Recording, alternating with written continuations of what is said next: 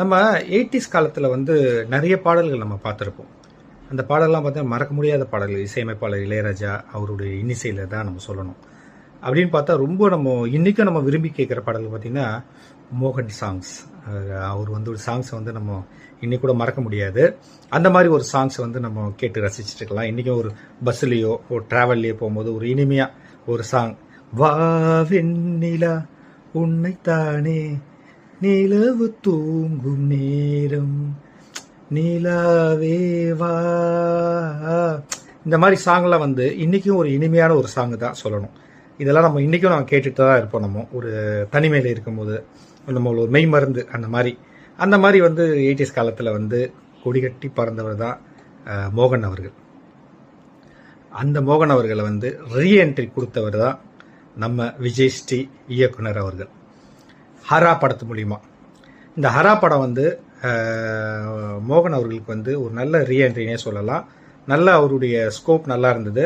அவர் நல்ல ஒரு ஆக்ஷன் ஹீரோவாக வந்து நல்லா காமிச்சிருப்பார் திரையில் விஜய் ஸ்ரீ அவர்கள் இயக்குனர். விஜய் ஸ்ரீ இயக்குனர் அவர்களை பற்றி சொல்லணும்னா படத்துக்கு ஒரு புதுமை புகுத்தக்கூடியவர். அதாவது பார்த்தீங்கன்னா தாதா 87 அப்படின்ற ஒரு படத்து மூலிமா ஷாருக் ஹாசன் அவர்களை வந்து ஹீரோவாக வச்சு அவர் ஒரு படம் எடுத்து சாதனை பண்ணார் அப்படின்னு தான் சொல்லணும். நல்ல ஸ்கோப் கிடச்சிது அந்த படத்துக்கு.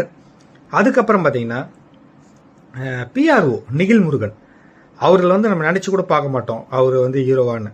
அவரு ஒரு ஹீரோவாக போட்டு படத்து மூலிமா அறிமுகப்படுத்தி விட்டவர் விஜய் ஸ்ரீ அவர்கள்.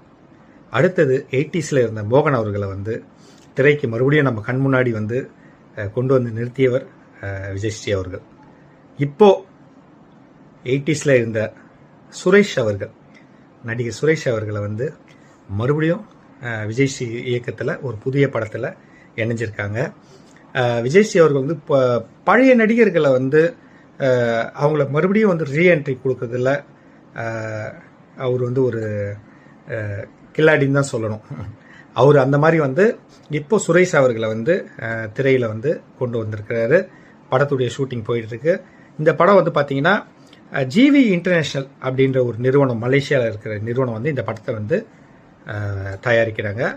ப்ளஸ் அது மட்டும் இல்லை, தத்தோ கணேஷ் அவர்கள், புகழ்பெற்ற தத்தோ கணேஷ் அவர்கள், அவர் ரஜினிகாந்த் அவருடைய நேமில் வச்சு அவர் ரஜினிகாந்த் ஸ்டைலில் வந்து இருக்கிறதுனால அவர் வந்து இந்த படத்தில் நடிக்கிறாரு.